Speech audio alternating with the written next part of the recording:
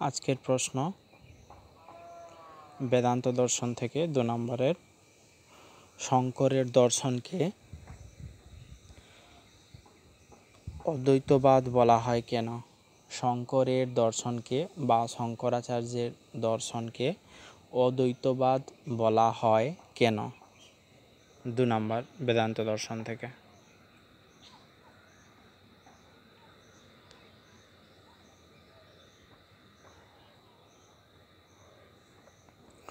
উত্তর, প্রশ্ন হচ্ছে শঙ্করের দর্শনকে অদ্বৈতবাদ বলা হয় কেন? উত্তর, অদ্বৈতবাদীরা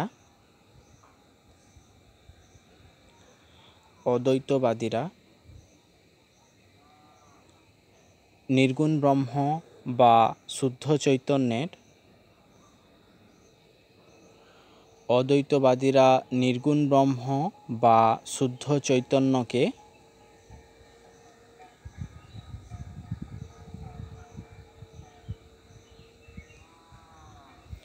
একমাত্র সত্যরূপে শুদ্ধ চৈতন্যকে একমাত্র সত্যরূপে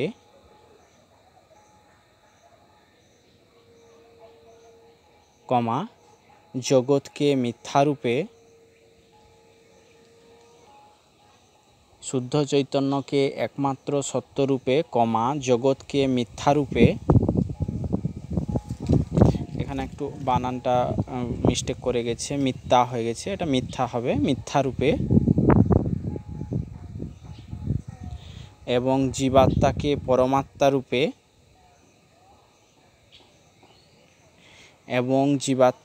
পরমাত্মারূপে এবং জ্ঞানকে মুক্তির উপায় রূপে এবং বা ও দিতে পারো, ও জ্ঞানকে মুক্তির উপায় রূপে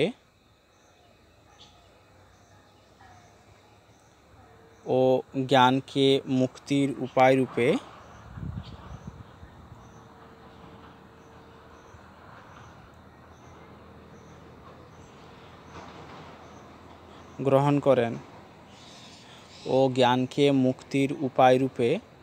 করেন, পূর্ণচ্ছেদ দিয়ে। তাই শঙ্করাচার্যের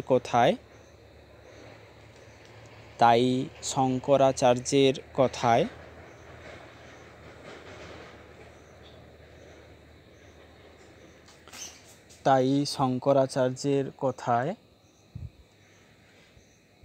ডাবল ইনভার্টেড কমা দিয়ে শুরু করবে, বানানটা ঠিকঠাক লিখবে।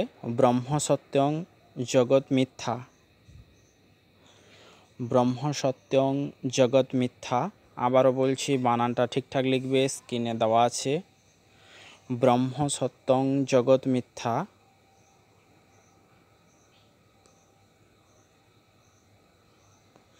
জীব ব্রহ্মৈব না পর। ব্রহ্ম সত্য জগৎ মিথ্যা, জীব ব্রহ্মৈব না পর।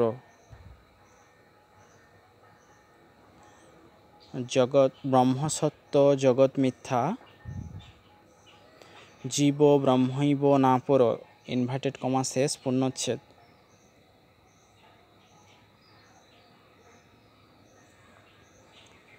আচার্য শঙ্করের পূর্বে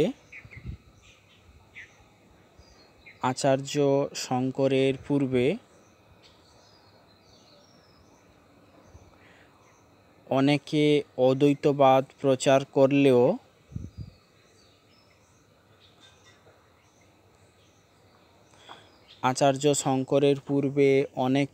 অদ্বৈতবাদ প্রচার করলেও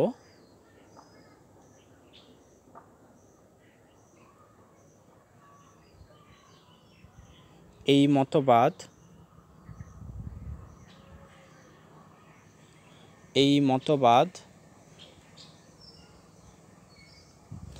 শঙ্করাচার্যের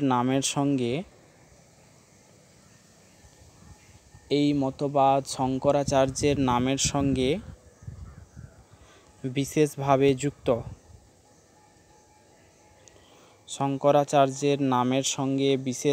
যুক্ত। পূর্ণচ্ছেদ। শঙ্করাচার্যই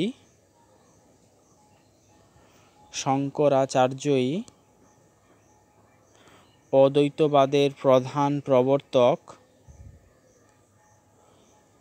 শঙ্করাচার্যই অদ্বৈতবাদের প্রধান প্রবর্তক ও প্রচারক। প্রধান প্রবর্তক ও প্রচারক পূর্ণচ্ছেদ। এজন্যই শঙ্করের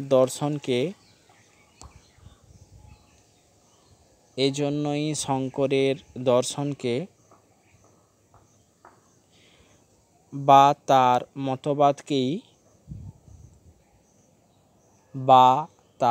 মতবাদকেই অদ্বৈতবাদ বলা হয়ে থাকে।